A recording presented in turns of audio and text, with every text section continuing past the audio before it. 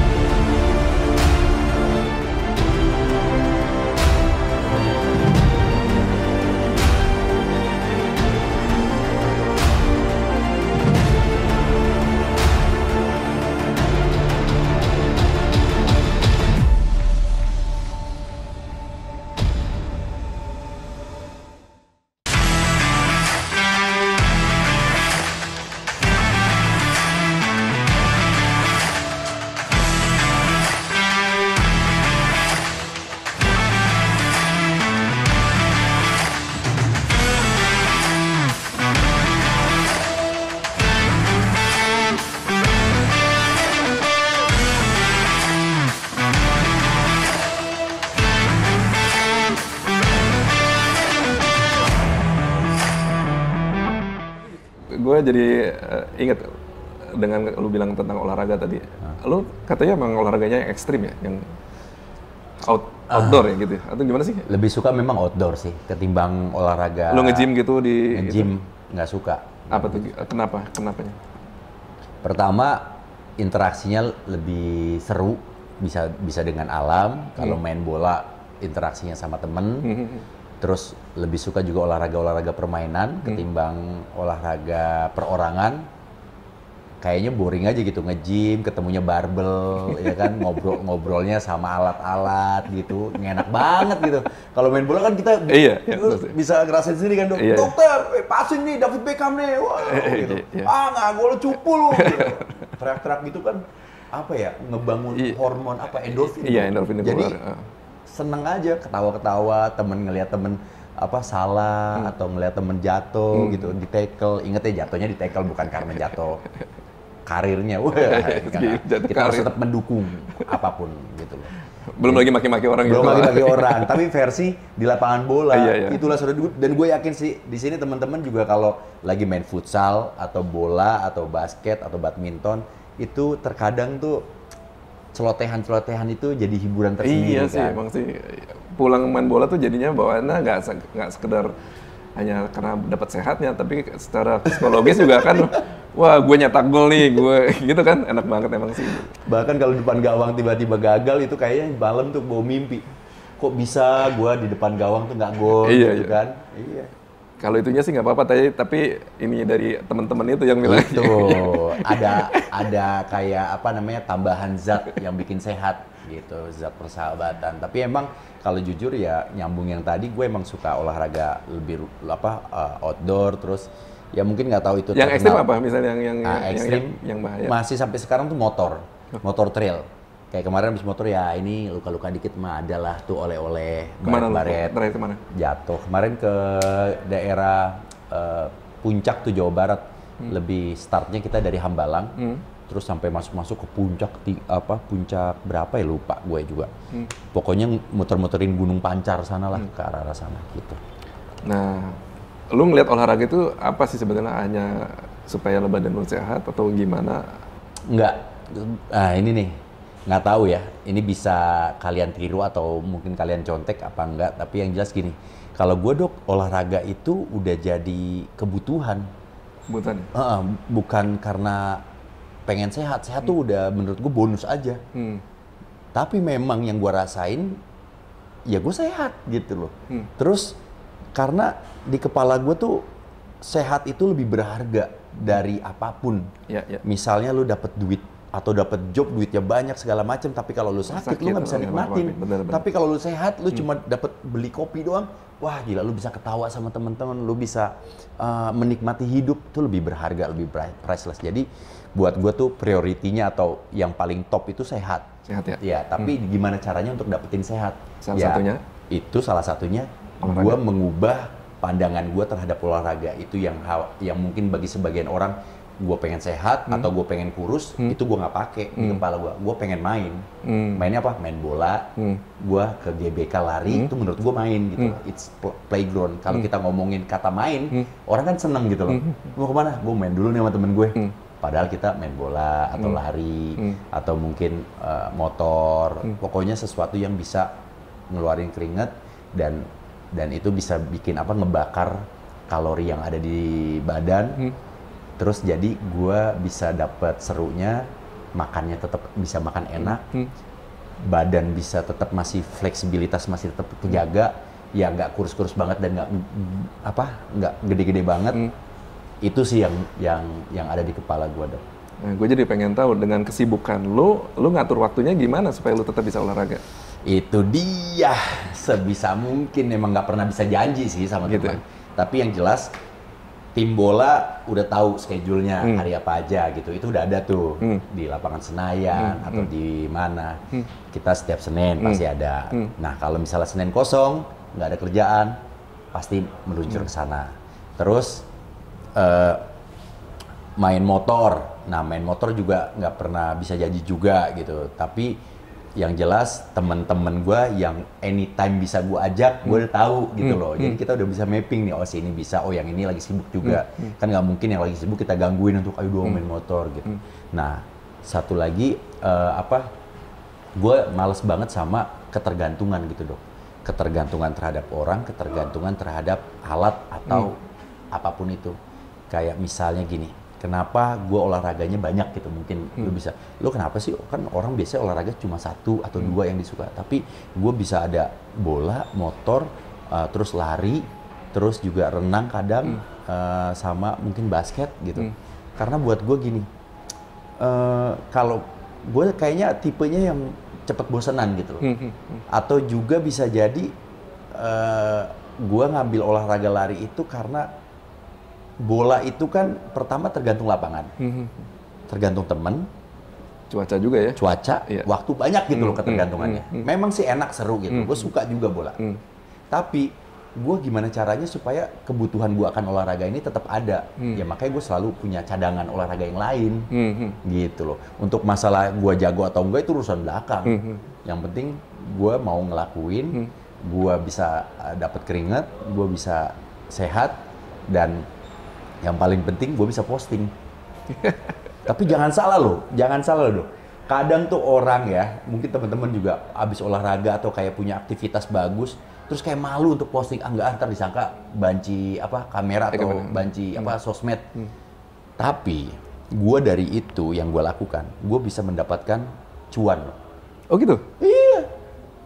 Dari posting awal, mungkin sederhana orang ngeliatnya, lo posting, iyalah lo artis. Tapi jangan salah, ada artis yang tidak bisa memanfaatkan itu menjadi senjata atau bisa menjadi penghasilan. Ada banyak, kayak malu, jaga-jaga image atau mungkin jaga-jaga fit, biar media sosialnya tuh estetik atau apa, itu nggak apa-apa sih, itu lebih menurut gua pilihan buat teman-teman. Tapi kalau gua buat gua gini, selagi gua tuh orangnya ekspresif, selagi gua suka, gua lakukan, dan ternyata itu bisa menginfluence banyak orang, ternyata itu juga bagus, ya gue seneng. Itu bonus juga buat gue. Gitu. Jadi ternyata pas dari postingan itu banyak dulu awal pas main-main Instagram, ya dari awal postingan tiba-tiba ada produk yang deketin. Mas pakai dong punya ini, Mas pakai. Di endorse. Loh, awalnya di endorse. Tapi lama-lama ya gue bilang kalau misalnya udah jadi lo ketagihan main posting di Instagram, ya ada nilainya atau apa, ya itu akhirnya bicara kita masalah profesional, bisnis, terus udah mulai itu produk yang lain juga ada. Artinya apa? Ya itu dari hobi bisa menghasilkan. Kayaknya gue harus posting gue ya. Makanya gitu. Kalau gue sih, gue ngerubah cara pandang aja sebenarnya. Ada orang mungkin bagi sebagian orang, lu mah ini lo banci kamera atau apa? Enggak. Bisa loh. Dan itu apalagi sekarang ya di kesempatan pada saat ledakan digital, semua orang punya kesempatan yang sama untuk jadi selebritis atau mungkin konten kreator. Bisa jadi apa lagi? Ya pokoknya bisa selagi lu kreatif, konten lu bagus, menarik, siapapun. Cuma kayak gue ini ya sekarang gue lagi bikin channel. Nggak mesti harus artis dok, nggak mesti harus aktor gitu loh, nggak mesti. Makanya gue selalu bilang sama teman-teman gitu yang yang ngerasa gimana sih lu bisa punya konten dan juga bisa dilirik sama produk. Kuncinya cuma satu buat gue, konsisten. Selagi lu konsisten dengan apa yang lu lakukan dan lu yakin yang lu lakukan itu adalah sesuatu yang bagus, baik, udah tinggal nunggu waktu aja. Gitu ya? Iya. Gue jadi semangat ya. Wah. Nah, itu tadi olahraga. Jadi lu udah melihat suatu olahraga itu sebagai kebutuhan buat gua. Lu punya pekerjaan. Nah, terus gimana lu cara ngatur dengan istirahat lu? Gimana lu cara ngatur dengan family time-nya lu? Lu kan sekarang udah ada Mbak Ririn. Iya. Gua cara ngaturnya ya pasti pertama prioritas tuh tetap ada di dalam kebutuhan kita. Nggak bisa tuh kita jadikan semuanya itu prioritas.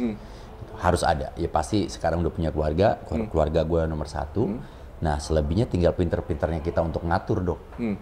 Misal kayak gue di rumah, lagi libur, udah main sama anak, terus ngelihat kondisi, yang tahu kan kondisi kita ya keadaan misalnya, kayaknya bisa nih, atau main gitu, atau olahraga atau mungkin ketemu sama temen ya, atau mungkin meeting di luar, itu sendiri gue yang ngatur.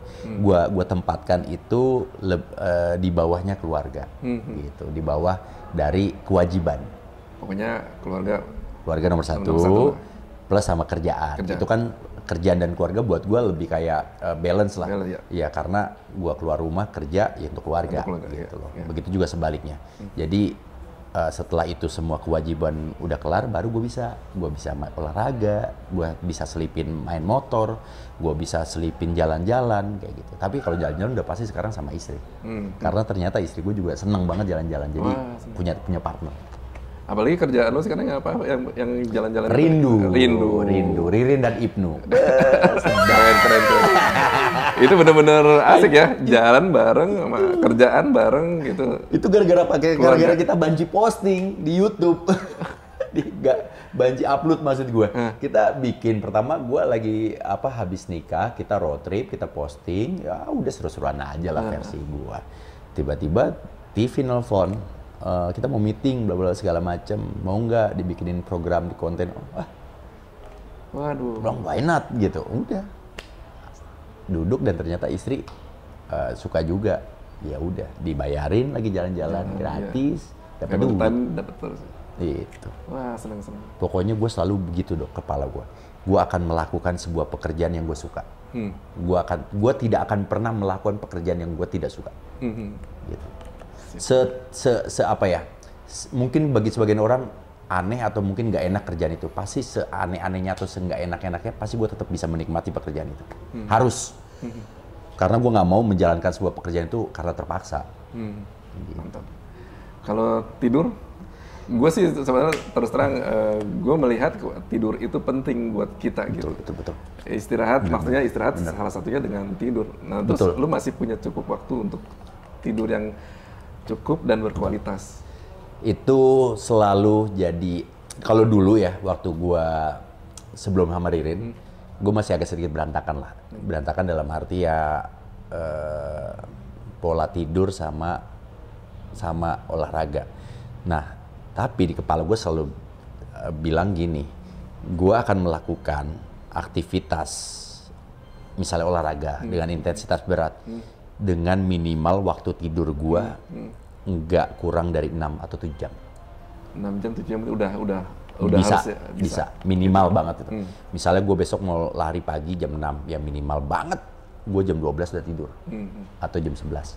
Gitu loh. Apalagi kalau misalnya larinya jauh. Misalnya long run 20 km, ya gue mesti tidurnya jam 11 gitu, atau jam 10. Atau kalau misalnya gue kerja nih sampai pagi jam 3 atau siaran bola gitu.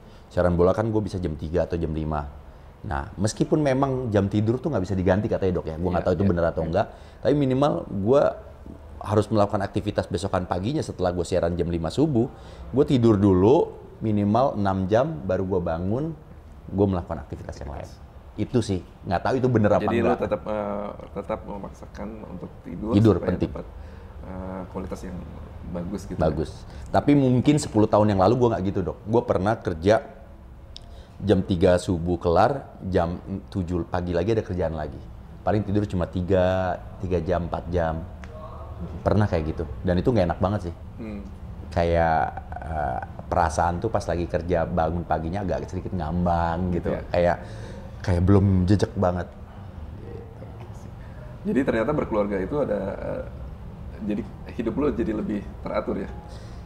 Ada yang ngingetin, masalahnya ada yang ngingetin itu aja. Kalau mungkin nggak diingetin ya masih kayak gitu juga. Tapi sekarang ya kalau udah pulang ke rumah, misalnya udah selesai kerja ya ada yang ngingetin. Ya Tidur, soalnya gua makan. di episode yang kayak si Atta Halilintar terus hidupnya jadi lebih teratur setelah dia menikah gitu kan. Terus Rico juga seperti kayak gitu. Jadi ternyata untuk yang jomblo emang ya maaf ya untuk yang jomblo Ada di sini. Coba angkat tangan. cepat bergerak supaya hidupnya lebih aman dan teratur gitu ya. Betul. Nah, kalau makan gimana makan? Nah, berhubung istri juga doyan makan nih, kita sama nih satu selera lah makanan. Paling gue kalau udah ngambil satu project film atau apa, gue tahu karakternya apa dan nanti biasa kan gitu, karakternya ini kebutuhannya sekian misalnya atau mungkin berat badannya nanti gue mau bikin segini. Kalau gue kebesaran, gue udah mulai turunin makan tuh. Tapi kalau lagi masih free, ya sikat terus. Nggak ada pantangan? Tipenya kayak gue nggak ada pantangan dok, parah dok. Tapi kalau misalnya udah mau masuk project film, baru gue mulai tuh turunin tuh pelan-pelan, olahraga gue banyakin segala macem. Karena itu dia salah satu tujuan gue olahraga, supaya gue bisa makan enak. Ya meskipun memang kadar yang ada di dalam tubuh kita tuh kayak gula, terus kolesterol dan segala macem, itu juga penting banget. Ini udah jadi menarik juga sih karena gue juga penikmat makan. Iya kan? Jadi sayang kayaknya lu kerja capek-capek dapat duit terus tiba-tiba makannya tuh yang tipis-tipis tuh, gitu yang nggak ada rasa. Wah. kan ada orang yang benar-benar ketat dengan makanan kan, jadi karbo dikurangi. Tanya aja mau jadi apa sih gitu. Gitu ya. Kali. Jadi mendingan lu makan enak, lu makan dengan lu bisa menikmati makanannya, tapi lu olahraga supaya tetap sehat gitu kan.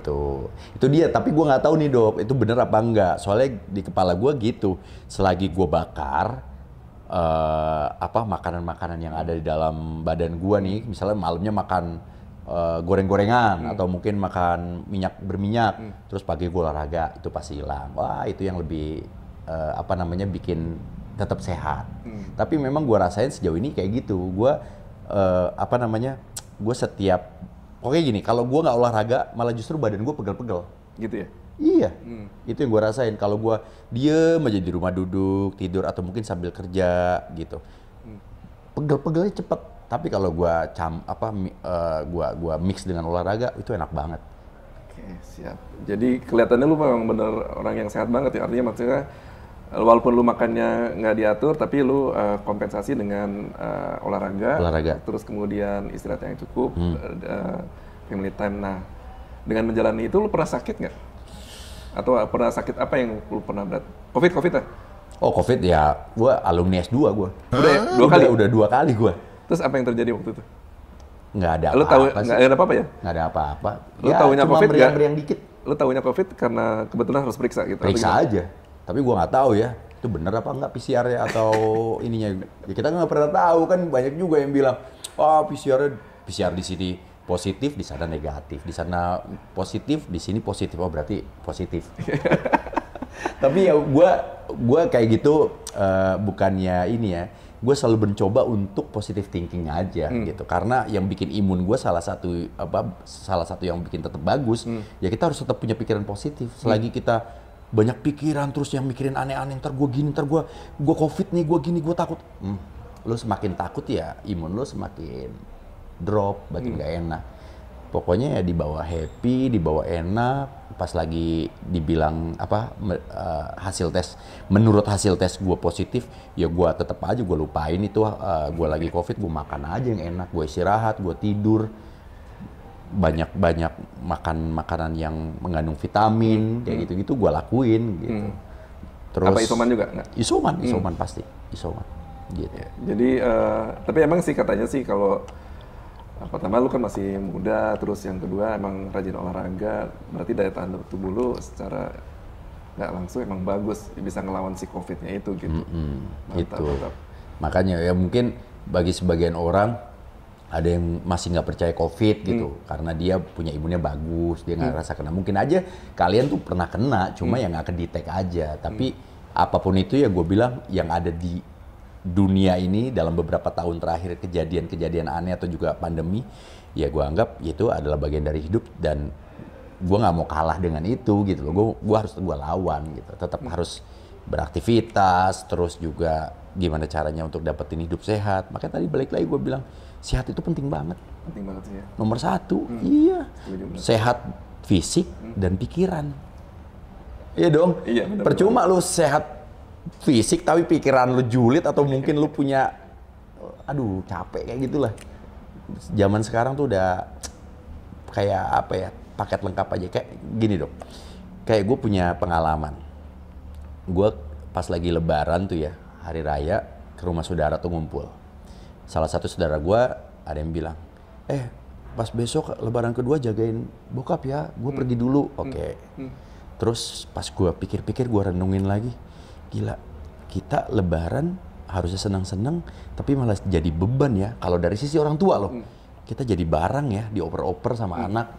Jagain ya, apalagi kalau misalnya kondisi, karena mungkin kondisi orang tuanya lagi nggak sehat. Mungkin kayak di kursi roda atau apa itu. Nah, itu yang jadi stimulus gua untuk gua harus tetap sehat. Gua nggak mau di hari tua gua ngerepotin anak-anak. Justru gua pengennya di hari tua gua tetap happy, gue tetap bisa jalan-jalan, gue bisa traveling, gue bisa running, swimming. Pokoknya kalau bisa anak gue tuh yang nyari mau lebaran, kakek di mana ya? Oh, nenek di mana ya? Ini lagi di Everest, ini lagi ikut Chicago Marathon, ini ikut lagi New York Marathon. Wih, keren ya lo, umur 70 atau mungkin 60 tahun. Di mana kek? Ini lagi di Nihi, lagi di Sumba. Itu jadi menarik loh. Pengennya gitu, gue nggak mau hari tua gue ngerepotin anak-anak gue. Ini yang harus menjadi sebetulnya nggak pernah disadari banyak orang sih. Jadi kalau misalnya lu sakit, sebetulnya lu nggak menderita diri sendiri, tapi kadang-kadang lu membebani orang lain gitu. Makanya kita tetap harus sehat gitu kan. Penting. Makanya buat apa kita kerja capek-capek, banyak duit, apa segala macem, punya ini punya itu. Tapi kalau nggak bisa menikmati, esensinya bukan di situ. Siap. Kalau menurut gue sih. Bener sih. Tadi ngomongin lebaran, ntar lagi kita mau puasa nih. Puasa. Nah, lu kalau puasa tetap... bukan. Gue pikir mau ngasih gue THR. Lu yang ngasih gue ya? Nah, lu tetap olahraga kalau puasa? Wah, sangat. Gue paling demen banget. Tetap waktu itu gini, gue pernah punya pola latihan kayaknya gue atlet banget ya.